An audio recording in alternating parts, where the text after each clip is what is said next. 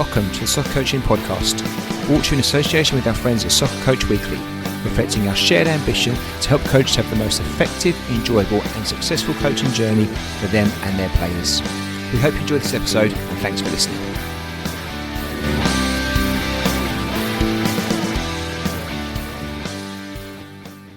Hi everyone, just a quick introduction before we start the podcast and a conversation with Ray. Ray has kindly offered a 15% discount to one of his Ray Power Coach Education webinars that he's done previously around the topic of formations and playing positions. So if there are listeners that want to find out more about the conversation that we're going to have on this podcast now and delve a bit deeper, you can click on the link in the show notes, type in on the discount code podcast, and you'll get 15% off that webinar. Thanks. Enjoy the podcast. Ray, welcome back to the podcast. How are you doing, my friend? Yes, gosh, it's been a while. It has but been a thanks while. for inviting me back on. Yeah, well, I don't know how many you've done now, but you're going to be up with one of, if not our most invited on guest, or I don't know, but you've got to be 3 or 4, maybe. I don't even know, but it's a good number. If I had a gun to my head, I'd probably say this is the third, is it? Is it third? Yeah, maybe I think a fourth. maybe. Third. I'm going to go with yeah, third. I don't know. Yeah, but look, it's always a pleasure having you on the podcast. We were saying just briefly before we hit the record button, like these things are always quite selfish. I always learn loads from your podcast, so I look forward to them. I'm going to learn a lot today, I know, because the topic I think is a really good one, especially for where I am at my little footballing journey. So I'm looking forward to it. And I know that there won't be many people that haven't heard of you, rightly so, because all the wonderful work you do out there. But just by way of maybe an update from when we last spoke, just kind of what you're doing now and where you're at and how things have been. Scott, you need to be my agent, by the way, because your intros are thorough like that. It's brilliant. I am. So I think it's a couple of years anyway since we last spoke.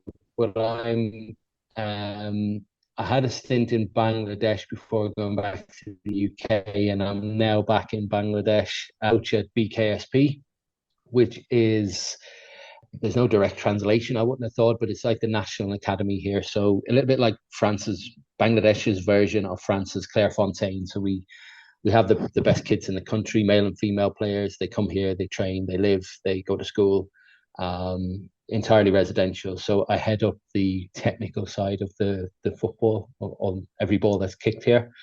And as usual with all the other stuff, if you fancy reading what I say, I've got a few books always on the go. I've got one coming out again soon. And you said right at the beginning of this chat that you invite people on that you want to listen to. Absolutely. I do the same, but Purely selfish. I do it in a sort of yeah. So I get good people into my programs to deliver expert webinars on football coaching and stuff. So all of that is really still ongoing from the last time we spoke. So normally have something going on. Fantastic. Well, I know you're always busy with the on the grass stuff as well as the kind of coach development stuff. So fantastic to see. How have you found it out in Bangladesh? I mean, I'm going to guess culture is very different, and there'd be things that football does translate across the globe quite nicely, but I guess there are a few differences out there, are there, in what you've experienced? Yeah, I mean, like you could probably compartmentalize a few things around, like football. It's got a language of its own, you know what I mean, and a love of its own, even here, where probably best known sport wise for cricket, but football is mad popular, and there's a good level of player here, even if they struggle to sort of make it out of the country, if that makes sense. And then, look, you do have the cultural things, the day-to-day things that are obviously vastly different than the UK and whatnot. But, no matter where you go in the world, there's good people. There's always football somewhere. So, yeah, I've always enjoyed this is my second stint here, as I said, and I've always enjoyed it. Yeah. Fantastic. Brilliant. Thanks so much. Okay. And then we'll touch quickly, if that's okay, just on the books and stuff. How is that going? And, what's on the plans with regards to the books? So imminently, and by imminent, I probably still mean maybe a month or two away from coaching through superiorities is going to be my latest one. So it sort of evolved from an original discussion I had with my publisher about like a tactical workbook that just kind of evolved and took shape in it and kind of just went in a completely different way. And the book ends up looking at football coaching through the idea of superiorities. So people might be or might not be familiar with the idea of things like numerical superiority and qualitative and dynamic and so on. So the book is designed to challenge the coach to analyze, as you read, you analyze your team through whatever particular lens that we've got on at that time. It sounds complicated, but my stuff is kind of, I intended to decomplicate things. So hopefully it does that. So that'll be out soon. Right, I think that's one of your gifts. Honestly, when I see some of the things you put out there, and I look at the kind of the headline title or something else, I think, oh no, it's going to be a mind blower. But actually, with this, with the way you position the stuff and the way you put the content out, it just becomes really clear really quickly. So even for people like me who aren't the sharpest tool in the box can understand stuff. So I'll be getting this book and I'll be trying to work my way through it. And if it can pass the Scott test, you're going to be fine. The lot actually, it's completely intentional, partly because before I ever started writing, I kind of like I read a few translated books and things like that, and maybe website stuff that just sometimes make you feel like an idiot when you're reading it. You think, so my USP quickly became, well, if I'm going to put some, and that my editor is kind of well versed in this idea that if something's not clear, if something doesn't quite ring through, that it's got to be edited and changed and stuff like that. So it's completely intentional. So I'm pleased to be able to do it. The last thing you want to do is sweat when you're reading a book or whatever, just trying to pick up some nuance. Well, football and learning is hard work enough, right? Don't put barriers in the way unnecessarily. And sometimes just the terminology and, if you can put, I remember having a lecturer at university and he was really smart, but he was like, look, if I can't explain it to a 7-year-old, I don't understand it myself, and I kind of thought that's a good way of looking at things. And I think like a 7-year-old, so it definitely works for me. Look, we can genuinely now we can laugh it off and we can make a joke about all that sort of stuff. But I think it's just a way of reaching people. And I love the people who join my programs and courses and stuff like that. I talk about light bulb moments all the time. So I just like being able to induce light bulb moments in coaches and as many coaches as I possibly can. And I found the best, certainly through writing and the webinars, to be able to do that in hopefully a way that's just really understandable for people in the first place, because otherwise what exactly is it I'm trying to teach if I don't want people just to understand? So yeah, makes sense. All right, brilliant. Thank you, Ray. Well, look, as always with you, there is literally 1,001 topics we could pick up and discuss. Like, I hate reaching out to you because I think, what am I going to ask you about? Because I could cover like 1,000 things, really. But we managed to think of one, or narrow it down to one, should I say? And like, again, this is a bit selfish for me because I think it's become more prevalent as I've moved into the 11-a-side format of the game with the young ones that I coach. So still under 13s, but we've kind of gone through that 5-a-side, 7-a-side, 9-a-side, and where these things weren't unimportant before, but they certainly have probably more prevalence now. So what we're going to talk about for the next 45 minutes, so if that's okay, Ray, is looking at kind of formations, styles, and I guess player roles, responsibilities, and like how important they are, and how we might approach looking at those from a coaching perspective. If that sounds okay with you, I don't know if that's too broad, but if that's kind of a good topic to discuss. So, and maybe we'll find ourselves going in a few different directions than we planned. So hopefully, let's get into it. Perfect. Brilliant. Okay. Well, look, first of all, let's just start with the basics then. So kind of just understanding formations. So how would you define a football formation and how important are they? And it's not a loaded question because obviously we're going to talk about it loads, but I have gone from the position of thinking actually formations don't really, they're everything and then they're nothing and then they're a little bit important and I don't know where I am with myself. So it'd be great to get your view on kind of what they are and how important you think they are. Yeah, you've actually taken the words out of my mouth. To be fair, I think they're everything and nothing all in one. And we've just said that we would like things to be understandable. So just to beef that up a little bit is, I've recently done a short course actually about the idea of formations, and I prefer to think of formations as a structuring or a spread of players, right? And that's so obvious to begin with. Now that structure, a spread of players of 11 players, is impossible to get perfect, right? Because the pitch is too big, there's too many variables involved in the game to to make sense of every element of the game. So what formations end up being is, rather than a 4-3-3, for example, a 4-3-3 might look like something completely different when you're in the final third and you're attacking, because in that moment you're trying to give all the energy to the attack. You're trying to stop the counter attack, and you're trying to balance off. And it will look different again when you're, we'll say, low block defending, or whatever the case may be. So if we think, I always like to think of a formation as, I call it a base formation. All right. Or if you want to think of something like home, right? So your formation is like home. So when you're struggling or you're not quite sure what to do next, you have home base, if you like. So I'm the number 6 or the defensive midfielder, or deep line midfielder. So I've made a forward run, I've done something, or I've gone and covered a runner, or I've gone out wide to put out a fire. My kind of, like, if I'm not quite sure what to do next, I'm back in, or there's a set play or something like that. We're back into our base formation. What I would love everyone to really appreciate, that base formation is so fluid. Once you leave it, it's more fluid than it is structured, if you know what I mean. And different coaches might give different players roles and responsibilities within the same structure. But it's why, sort of the same formation might look completely different in terms of how it's played. Yeah.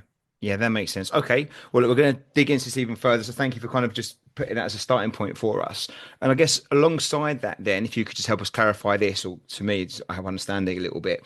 Like, we hear about, formations and styles of play.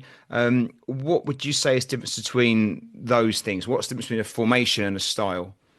Or is there no difference? I think there is. Yeah, I think there's in fact, I don't think there's a connection necessarily between the two.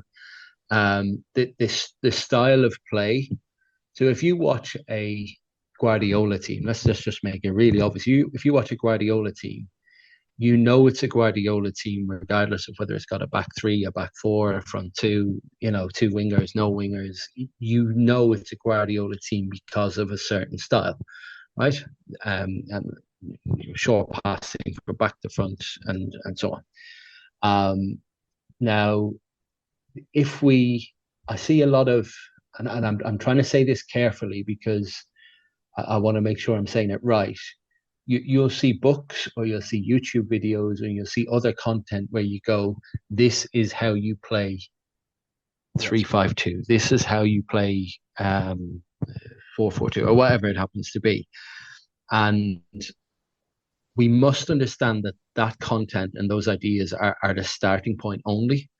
So yes, your first, let's say Scott was to say to you, next weekend, we want you and your team to play with a 4-4-2 diamond, right? Probably the first thing you do is go, okay, well, how does that work? Like, what does that spread tell you? What does all that do?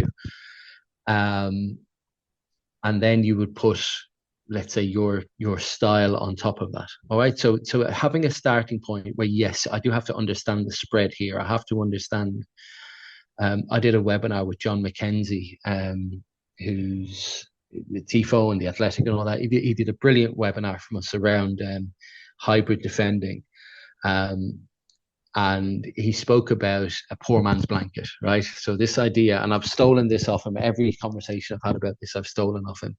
So it's sort of like blanket doesn't keep your head warm and your feet warm. You kind of have to figure out which one you want to prioritize, and that's essentially what we're doing with our style, or whatever it might be. So once you get that starting point around how this spread of your team functions, it's then about, well, okay, within that system, within that structure, how do we get our style out? Like, do we send our fullbacks on? Do we send one of the fullbacks on? Is our number 10 a maverick with no defensive responsibilities, or is the number 10 a worker because we've got a problem in certain parts of midfield sometimes? What do our strikers, all that sort of stuff then comes with your style. And we can, if we think about two of the most famous teams in probably the early part of the noughties, I guess, or the late noughties, you had the Mourinho, the first Mourinho Chelsea team, that 4-3-3, Drogba, Robin, Duff, Makalele, Lampard, that one. It was a 4-3-3, just like the Barcelona of Pep Guardiola's was a few years later, in a 4-3-3. So the same spread of players, but one was direct, counter-attacking, quick from back to front, prioritized defense, you would say. The other one was short passes, build up, leave one or two players on the halfway line and we'll attack you at will. So it's the same formation, but a completely different style or a completely different idea. Yeah, perfect. Thanks, Ray. Do you think part of the evolution over the years of football, I get a sense that maybe historically the formation was kind of what you had first and you put your style on top of it. It feels now more coaches have their style and then they put the formation around that. Do you think that's a shift? And I could be wrong, but if you go back maybe like 50, 60 years ago, like most people were playing like a certain formation and that was it. And, the players might dictate the style. But now I think it seems more like it's a bit more of a craft and an art and coaches want to bring their style first and put a formation around that. Is that something you disagree with or am I getting that wrong? To a point, like you'll always find someone or something that will you could form a great debate or argument against what you've said. Like there's a for and against for sure. I think I think the history of football tactics go through staples at different times. Yep. So WM back in the day, and then it become like I certainly grew up on 90% of teams I would watch would play 4-4-2. Yep. And then it became 4-3-3, and then it's sort of now you'd probably say it's 4-2-3-1 is the most popular, but by no means out on its own either. So I think with coaches, you look at someone like Amorim at Man United at the moment, and he's welded to a formation, and not just the formation itself, but there's certain things he wants to embed within that formation, a certain style that he's trying to bring along there, and rightly or wrongly, because if it goes well, and we've seen coaches do it before, if it goes well, then everyone's happy. Like Antonio Conte, although he's playing with a back four in Napoli at the minute, but Antonio Conte brought his sort of three at the back to Chelsea, swept all in front of him, the Italian national team, all that sort of stuff. So I will accept that coaches may have a niche thing, but I think they're very much, if you're just going to transport a formation around the place, I still think you need an idea on top of that, rather than just, we're going to pick any three centre halves and we'll just play them because my job is done, so to speak. So I think there's a lot of nuance in there. Well, as I asked the question, I suddenly thought of I think actually that's probably not correct. But I'm thinking again. Well, I think with Amorim, maybe part of that is the fact that he feels that formation best represents the style of football he wants to play. I guess I think he comes. Although I get frustrated, I'm not a United fan. And the friends I've got that are very frustrated. But I think what they're hoping is like the long term, a bit like when Pep first came to the Premier League, and even with Klopp with Liverpool, Arteta with Arsenal, it took them a season or two to kind of get it working how they wanted to work. But I felt like the style dictated what they were trying to achieve rather than maybe a set formation. With Amorim, I'm not so sure. I just think with him, again, maybe as a question rather than a statement, Ray, do you think it's a mistake maybe to, almost show your cards and only have one formation? Should, in modern football now, do we need to have a bit more fluidity in that and not be locked into necessarily one? Because, it is showing your cards, isn't it? If that's just one way you're going to play your football. I think within football, there's a dynamism, right? That will, and you've also got individual players that will interact with the game differently. So how Virgil van Dijk plays as a left-sided centre-back and how Martinez plays as a left-sided centre-back are entirely different because they are entirely different. With the kind of idea, I think the message that potentially sends the coaches working with young players, like in your situation, for example, 11v11 is new, you're making your way. I think it kind of says to us that you can be a one-trick pony, you know what I mean? And you only need to understand what you understand. And I think if you're working in youth development, I actually think that's really quite poor potentially, because you want, I would like to think that after X amount of years taking a group of players or teams through youth development, you would want them to go into the adult game being quite a little bit of Swiss Army knife, wouldn't you? A So varied array of tools, right? Not just one solution or one thing. You want the bigger the toolbox, the better. yeah, and look, someone will turn around and say, well, Barcelona and Ajax, they did the whole 4-3-3 thing for, forever, but they're Barcelona and Ajax, aren't they? You know what I mean? Yeah. If their players don't make it there, they'll make it elsewhere. Whereas I think that I've had a few light bulb moments throughout the years, and one of them actually, quite randomly, speaking about Man United, was years ago, and Michael, there was some injury problems. I can't remember when exactly it was, but Michael Carrick, 6'3" defensive midfielder, whatever he was forced to play at centre back for a couple of months, maybe. I can't remember exactly. Yeah. And he came out in the press. I think he was 28 or something like that. He came out in the press and says, "I've never played here before." And I kind of thought that left, as you can tell, it's left a mark on me. Thinking, well, how can you come through a whole system as a Played a position, tall defensive midfielder and not play that? Now, if you said, okay, I didn't play right wing, an inverted winger, or you might, something, but something where you're like if you were a pawn on a chessboard, those are two. You're linked in, aren't you? It's a link-in player. Yeah. Now, if you were Bruno Fernandes and you never played there, that's a different kind of relationship, or Paul Scholes or something like that. Yeah. And I remember bringing a young lad he was into late teens to quite a big club in the UK, and it was kind of like first day of the trial. I played right wing back, and he hadn't. His answer was no, and you think, oh no, do you know what I mean? We just killed the trial before we've even sort of set foot on the pitch. So I do think it's really important that you hear a lot of coaches, and I was one of them, that would say, "Oh, I hate playing three at the back. Don't like it. I don't like playing that formation because of whatever."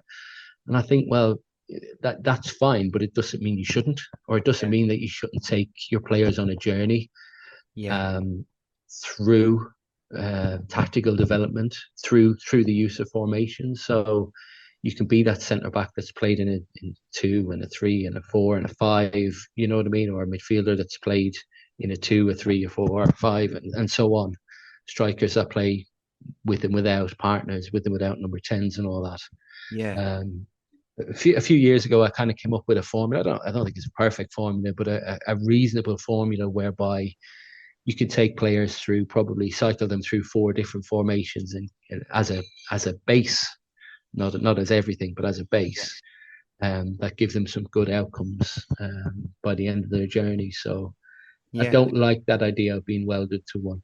And in your views then, so there has been that shift over the years with regards to kind of, I guess, your more traditional formations and that, and maybe flavors of the month, what do you think's driven some of that, and what were the evolution of those formational changes? And are we going back maybe to what we saw maybe in the 50s and 60s, but maybe slightly attacking, it seems to be going back that way really. What drives it, and are we going to go full circle, do you think? I think what drives it is exactly what drives any sort of change, is like what's needed.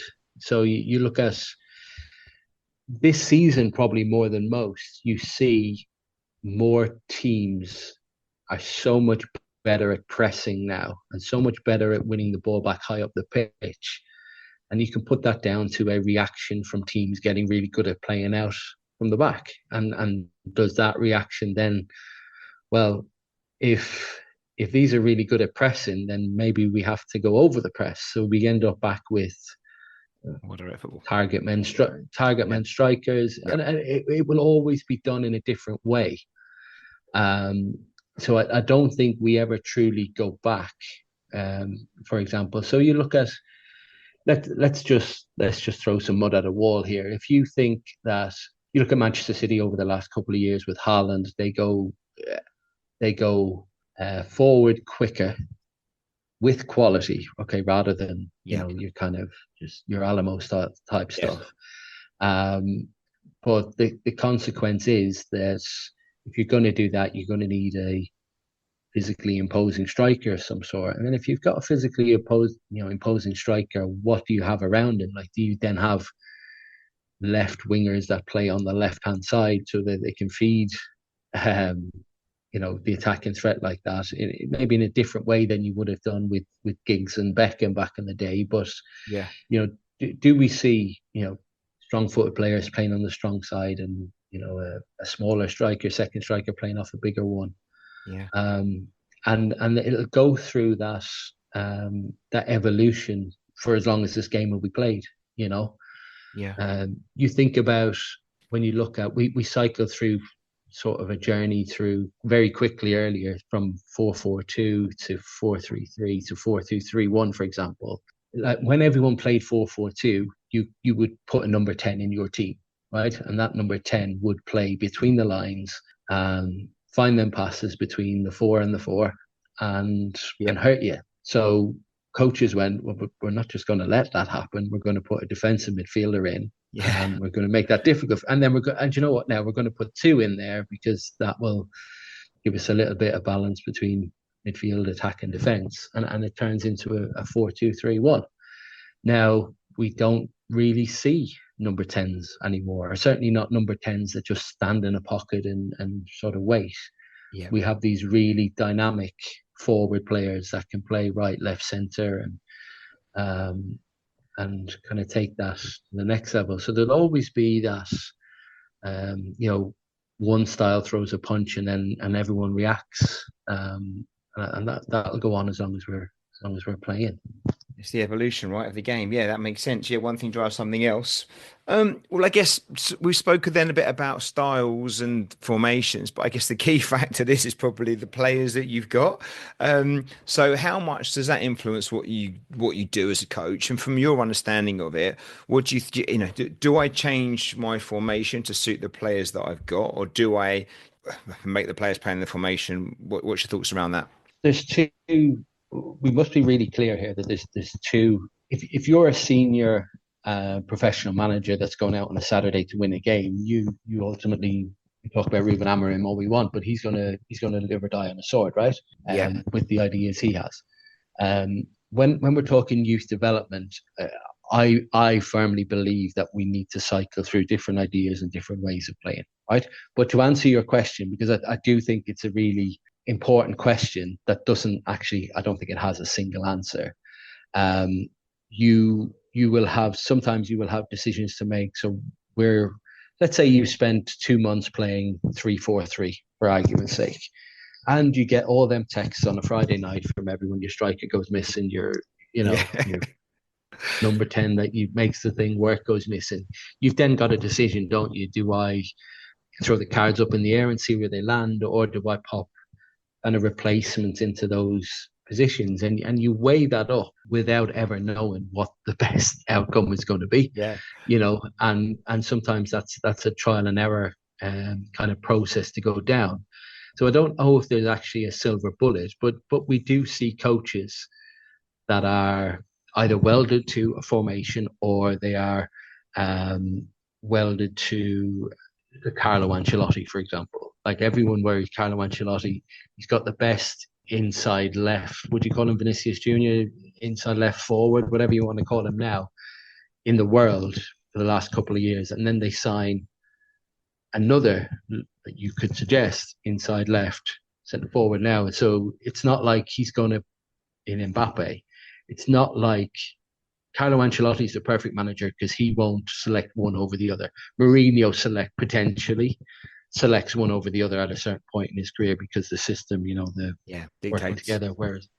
Whereas an Ancelotti will go, okay, these are the players I want to get on the pitch. If I have these 3 players on the pitch, then I need this Makelele type player on the pitch, and I need play Bellingham from the left, but really he's a central midfielder, and he will do that more readily than others will.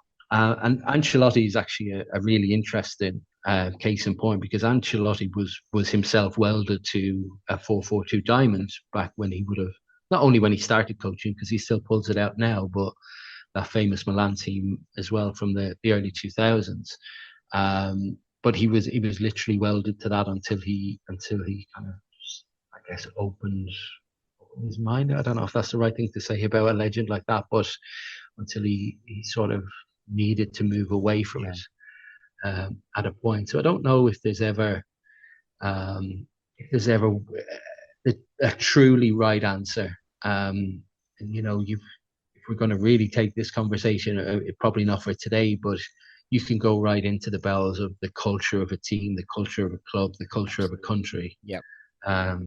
When I first arrived here in Bangladesh, there was like people, the most familiar thing they have tactically would be 4-4-2, low block, counter attack. And that kind of anything away from that is, a step, should we say.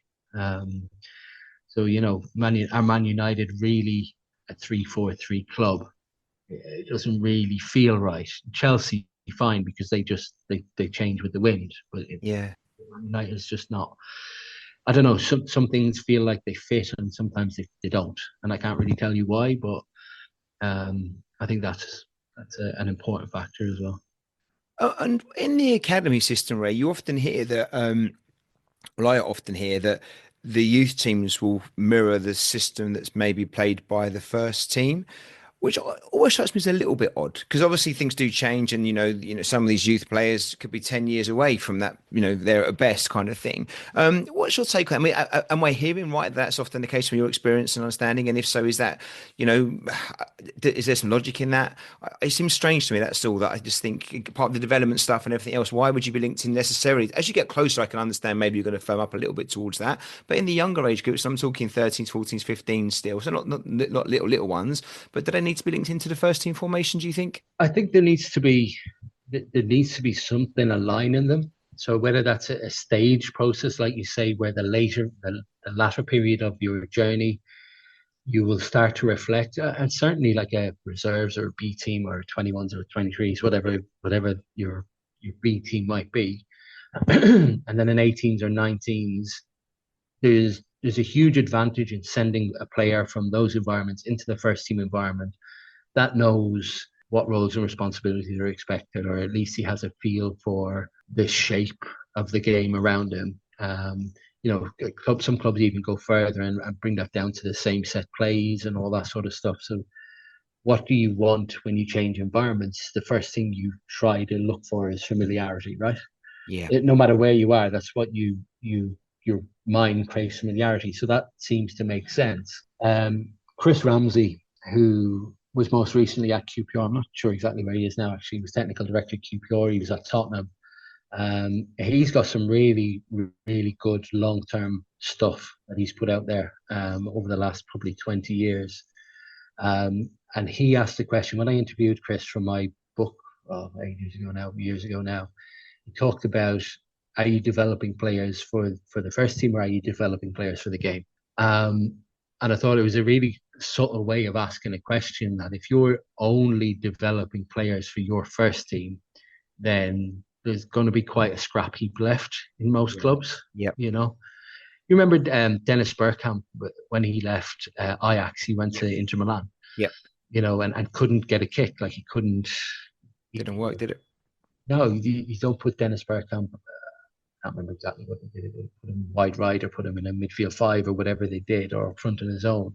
It was like, Dennis Bergkamp needs to go into a possession-based team that's got a lot of the ball, that would get the ball to him in good areas. And so, but when you're talking about Bergkamps of this world and the players that will come through that kind of thing at Ajax, at Barcelona, we're not talking about the same kids that are coming through at the bulk of clubs, we'll say, up and down the UK, the 10,000 kids or whatever that's in them.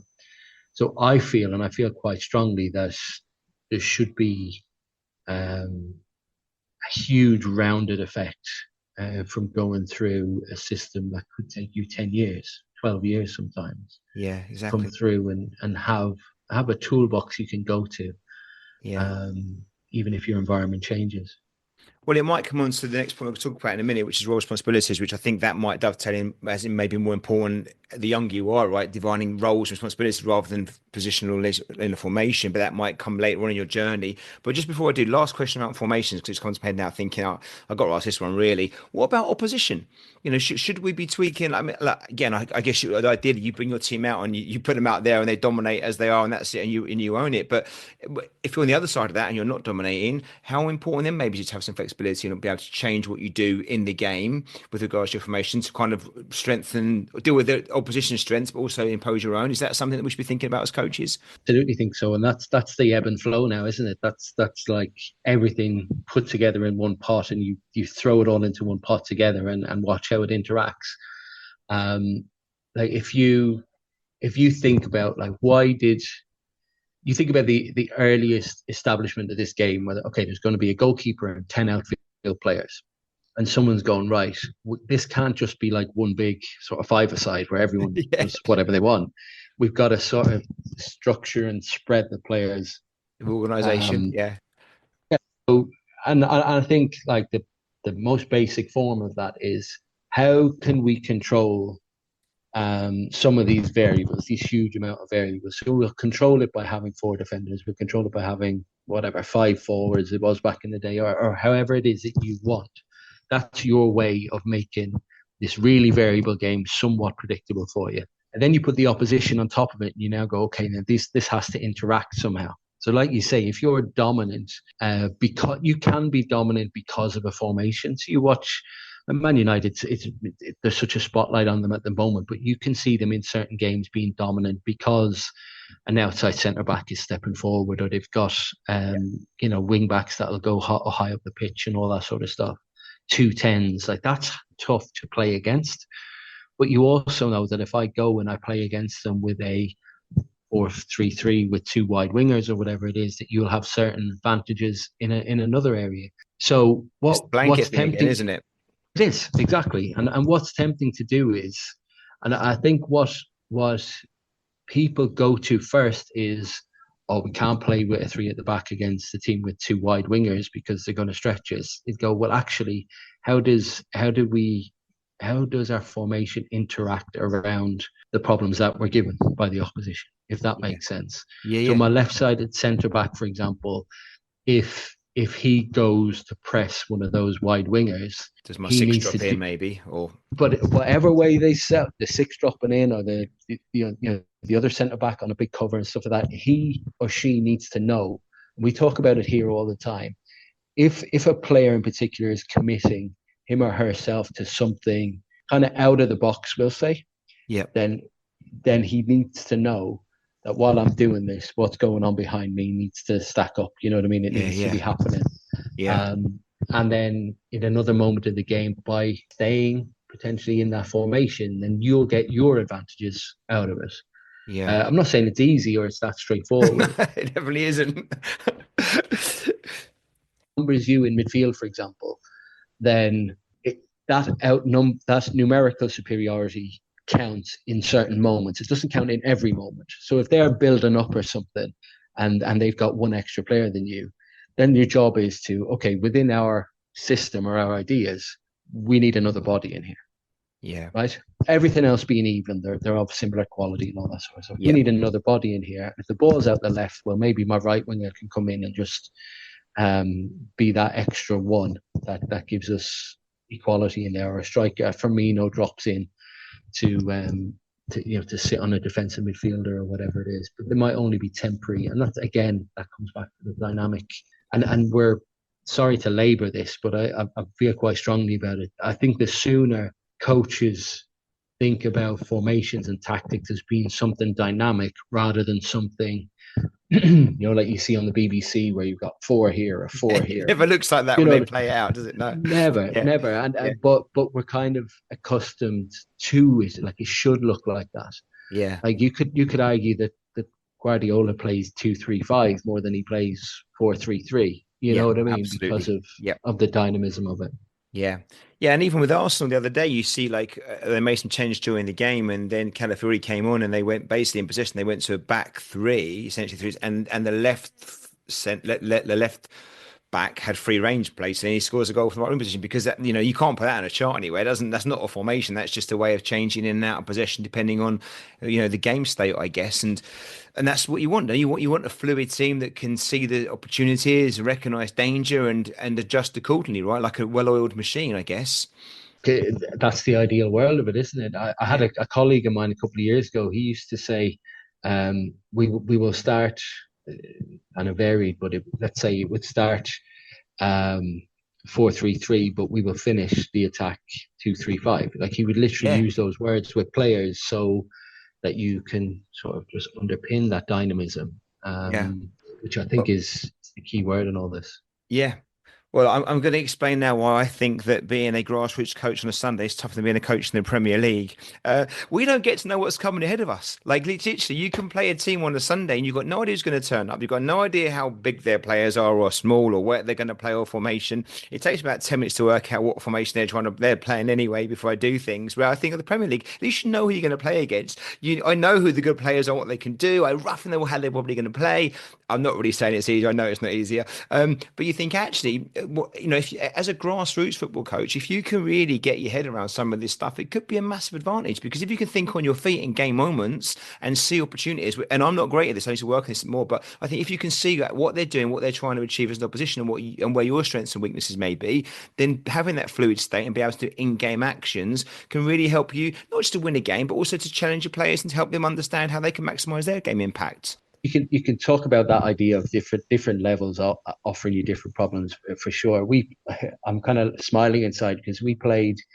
It was one of those rearranged, when I was back in England, it was one of those rearranged fixtures where you ended up playing them back to back. Yeah, in our case, it was Wednesday and Wednesday.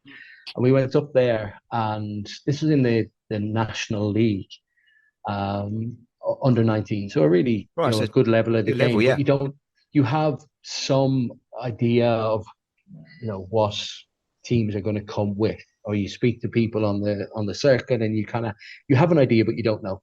Yeah. So we went, I won't name the club, but we went up and they played with a diamond, a 4-4-2 diamond, and they won the game, gave us a problem because of that. So the next week, so I'm putting all these variables together. They played with a diamond, so that's quite niche. So it's not like something they just made up this morning. Yeah. And then they won the game, right? So that's another kind of like, why would they change? And then, so we prepared that week to play against the Diamonds. And what did they do? They rocked up with a 3 at the back system. And so it wasn't as even if it was like, we just played a diamond because we had to. Now we're going to go back and play 4-4-2 because we just reset. It was They've changed like again. a completely, yeah. And I thought, and it was one of the best environments for me and my coaches and even the other coaches in the league. But we used to always talk about how cool it was that everyone, there's 12 or 13 clubs in the division, everyone played in a different way with a different idea. And you'd play 3 at the backs, 4 at the backs, you'd play diamonds, 2 up front. You know what I mean? And you have all these variables. Like what an education that is in the game. And you're absolutely right. If you can have a group of players in front of you that's adaptable, at least just in that structure. I'm not talking about playing a left back at number 10 because you've had to reshuffle the whole thing. I'm just talking about like the Calafiori idea, the Trent Alexander-Arnold idea, even the Dani Alves of 20 years ago, to be reasonably flexible within a setup. I find myself really fortunate actually here in Bangladesh, partly because I'm not sure some of the younger players, they know any better. But like if we had a back 4 today and you could change the positions of all 4 of them and they'd just crack on. Yeah. They just crack on, honestly. And because of that, they're more two-footed, they're more open-minded. Yeah. But we'd go into normally now we would go into a game with minimum 2 formations where we'll go, even if we don't know the opposition, we would go, do you know what, we'll try this and we'll do it this way. And if it's like what happened in the last game, then within 10 seconds, we can change to the last time we did it would have been from a 4-3-3 into a 3-4-3, I think. And we were able to do it slickly because we kind of expect players that can do it. Yeah. Yeah. And do you know what? It's not, yes, having the players to do it is one thing, but we've set it up to allow us to do that. Yeah. You know what I mean? And so we've gone through significant training time and game time with three at the back formation. Whatever. So no one's getting scared or panicky, and they understand it's part of it all, and it's just another tool you can use. Yeah, I guess part of that's psychological, isn't it, as well? Because a lot of the players just the confidence, just to be able to say, "I can do that for your coach, or do this for the team." That's okay, and not spend 5 minutes in a game worrying about what might go wrong and then adjusting to it before just doing it. Yeah, I think that's the major part, actually. That's sorry to cut across you. That psychological part where you go, okay, this is familiar. This is familiar. We can we do this. We've done it, and it's not. I don't have to spend countless minutes going. Johnny, you're playing left back now, I've or told whatever. you. Don't make your runs. Yeah, put three fingers in the air, go to a three, and bum, nice. bum, bum, done. Yeah, you know what I mean. Now it's better if you do it when the ball's out of play and all that sort of stuff, but you can do it. Yeah. If you prepare the environment around it, I guess you can do it.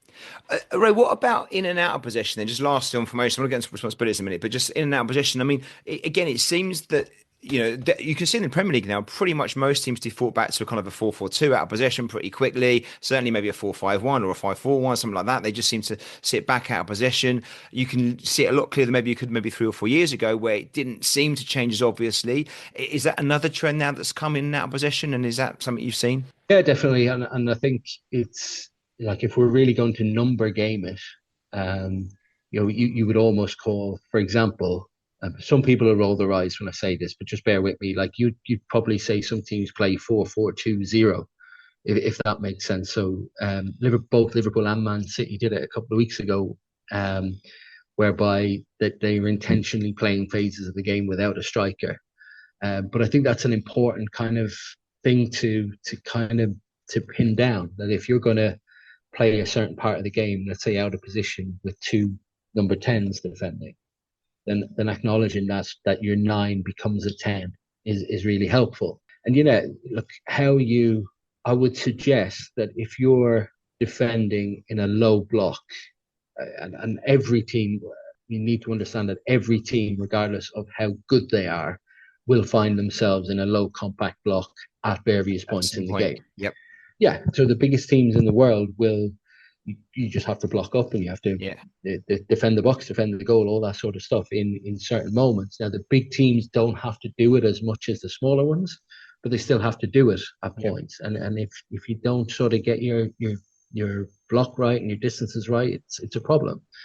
So it only makes sense that if 80 to 90% of goals come inside the box, right? So can we keep the ball and the opponent outside the box? So that's a low block is doing it for the same reasons that a high press is. It's just that, we're in different parts of the field. I'm going to high press, so the ball's a million miles from our box. You're going to low block because I've got a camp in and I've got a. Yeah, the intent's the same, isn't it? Yeah. Correct. Yeah. Ultimately, all we're doing is what we're doing really is, can we protect both boxes? All right, can we protect one box and attack another box? Because as soon as the ball arrives in there, that's where goals come from. So we'll do that with formations, and we'll do it with different ideas, but that's ultimately what it is. So to defend, for example, your 3-4-3 on paper, you put 3-4-3 down, and then you put 5-4-1 opposite it.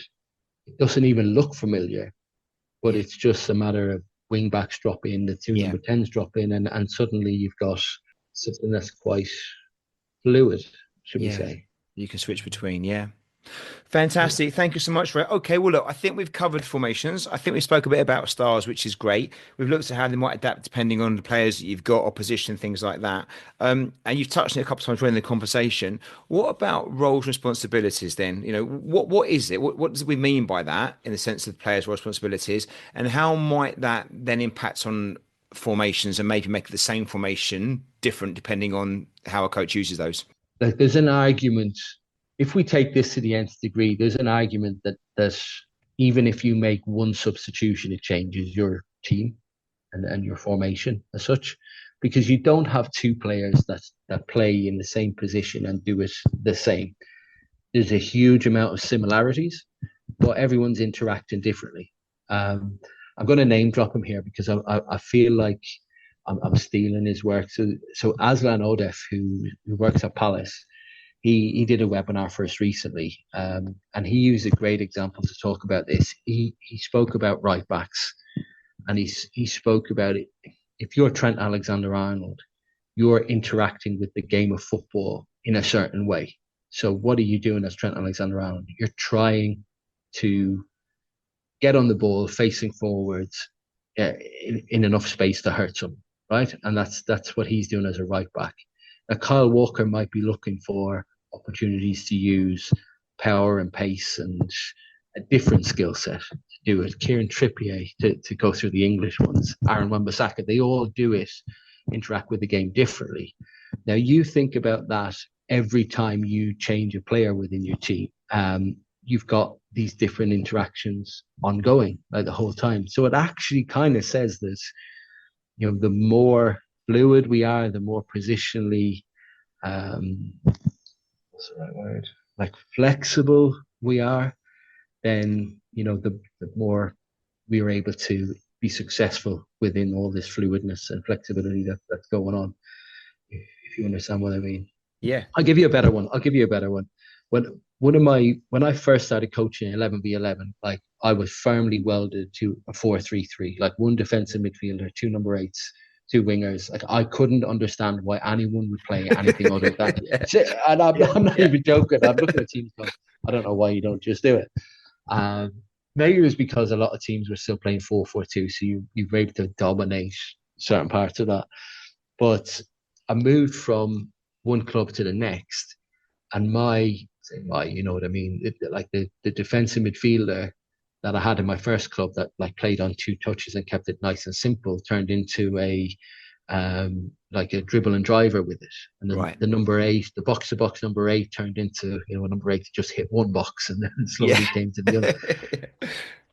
Mo Salah right winger turned into a James Ward-Prowse right winger, and so you had the same kind of things going on.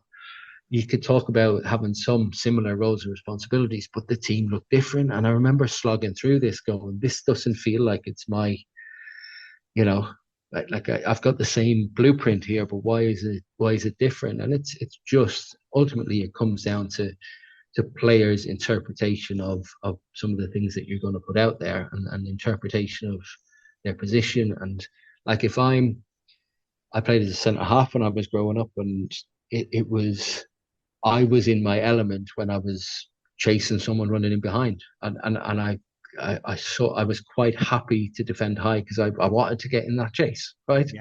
As daft as it might sound, a dribbler will look for a 1v1 situations, a crosser might not, and it changes it, and you can't account for all these changes. You can't have a little black book that says, if that type of player comes in there, then changes. There's too much going on in a game of football. We've been working with the younger ones on their super strengths and understanding what their super strengths are. Like they're great at lots of things, loads of things they're very good at. What's your super kind of strengths with the ball, without the ball, if the other team's got the ball? And we've worked on the last few weeks. But what's been interesting is trying to get them not to recognise their own ones, but recognise each other's and how you complement that. So like if my super strength is receiving the ball out wide, what do I need from Scott then to give that ball out to you, Ray? What do we do that? And that's been a real struggle for them. Like to actually think about how I help my, not in a selfish way, but really, I guess they're still young, 12, 13, but they focus a lot on their own game, which is understandable. But how do we then help our teammates to maximize their own game impact? And I guess what you're saying there is you make one little change, you make one change on a team, and whatever strengths are bringing on there, if it doesn't complement necessarily each other's, or we can't complement that super strength, it doesn't really, it doesn't help us, does it? And, it's like a machine, isn't it? If you just change one part of it for not necessarily a better part, but a part, if it doesn't really fit with the others, it's not going to get its maximum, like you get the most out of it. Is that fair to say? It is, and it's like you can have good synergy in those type of things. You can have ones that don't work together so well, or it might just you make those changes and you just have a different synergy. Yeah. You know what I mean? Yeah. Like just because of a slightly different ingredient that you're putting into a pot. Like we spoke earlier about the BBC kind of lineup stuff and how structured and kind of sterile it looks. Whereas really we're kind of putting, I'm not a very good cook, but I imagine if you've got as such. You're just trading one ingredient for the other that changes how the whole thing interacts. Yeah. And to me, that's fascinating in the fact that you just don't know. Like, No. Yeah. we spoke about those different formations, like preparing a game with 2 or 3 different formations in the back pocket ready to go. And sometimes you just change because it's, you know what's, Try something different. we just need to, freshen this up. I'll give the opposition a different problem. All of a sudden, sometimes it makes no difference at all. Yeah. And it's again just because of a zillion different reasons that you could possibly pin down. Or you do it But one that's week why, and it works great, doesn't it? And the next week you do the same thing. And the opposition have got an answer yeah, for it, and you got to go again on thinking something especially at, different. at the age group. Sorry, especially at the age group you're talking about. You know what Yeah. I mean? Because it's naturally up and down, and Yeah. the pitch is already too big for them. And I know Yeah. there's There's change so of many foot and all that sort variables. of stuff. Yeah. But exactly, and there's the lack of familiarity with the whole thing all put together. Kids that age are self-centered anyway, so Yeah. are starting to move from a real self-centeredness to maybe the opportunity to understand his super strength or her super strength, and being able to Yeah. dovetail with them.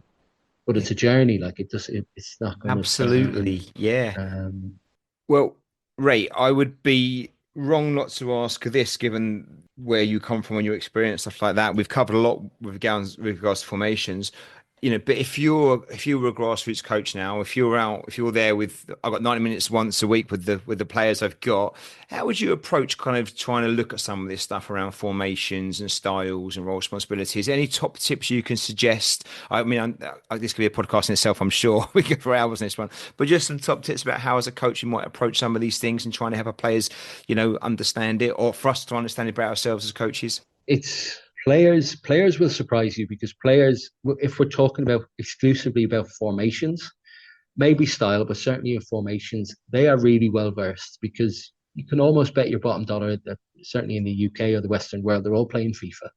They're all Yeah. changing their formation. They are based on Yeah. the team they have and the team they're playing against and all that sort of stuff. So to say to a player that's 12 years old or whatever, today you're going to play as a DM, you go, right, I know what that is, like, immediately. So they have reference point. And I've used the word familiar, I think, quite a lot throughout the pod. If you want something to roll with limited time and all that sort of stuff that you described, then going with what is familiar is very helpful. Now, that might be something entirely different for you than it is for me, or should I say for your group of players and mine. I mentored a coach, for example, that seems to be talking about 4-4-2 diamond a lot, but the team he was coaching was an under-18 team who they had to play with a 4-4-2 diamond. It was in their group DNA that was there. And it was kind of unusual, and maybe that's why the kids enjoyed it, because it was unusual and gave teams problems and all that sort of stuff. And that was probably an hour a week team that played on a Sunday. You know what I mean? It wasn't an academy team or anything like that. Yep. I think your starting point is familiarity. I think your starting point could be either something that you'll know very well that you could bring to the party, and that might be a style rather than a formation, or it might be something from the players where, I always love Scott working in youth development, and you take a bunch of players, metaphorically taking a bunch of players by the hand and going, where can we go with this? You know what I mean? I've got this idea. What do you think? Yeah. Or how Experiment, did you play try. last? Who's your favorite team? What do you like to watch? What, you know what I mean? If the players turn around to you and say, well, we want to play 4-4-2, big man, little man, and stick it in the channels and win second development environment, that's going to get us to where kind of I'd like to teach you the game. But most other answers will probably get some traction. Maybe a USP might be something different. It might be a case of, well, how about we be the most flexible team in our division, right? So if we're not gonna, I don't know how your standings are. Most leagues, you've 2 or 3 teams that'll go and win it. The rest of them are just kind of playing every week. So if we're just playing every week, why don't we just roll the dice sometimes? Why don't we just do something different? Why don't we play that formation that's a little bit wacky, just because it might just give us an edge? Yeah. Try things out, Yeah, experiment, be brave, right? Yeah. sorry to when that season I was telling you about back in the National League when um we did one part of the game really really well. So we changed formation when we were defending opposition goal kicks, so a high block shape. It was kind of like the idea was to entice the opposition to play certain passes into certain areas, and we jump all over it. And we slugged through it at the start, and then it kind of clicked. And I remember that we sat down towards the end of the season, looking at next year, going, "Oh, will we do that again?" And I'm like, "I don't think we. I think we could, and I'd like to, but I don't think we should. I think we should put something else out there. I think we should fill in the blank, like press like Yeah. hell, or we should block up a different way because it gives a freshness to everyone and allows kids Yes. to, especially kids, to experience something different Yeah. once you've given it meaningful attention in the first place. Well, that keeps the engagement, doesn't it? You know, constantly challenging, constantly kind of keeping things fun and interesting. And, you know, like it's a craft, isn't it? You know, you don't want to have just one set of tools. You want a varied set and be able to adapt and be able to change when you need to. If you don't give the opportunity to practice that, you can't just do it on the fly very easily. So, you know, the more time you can give it, the better.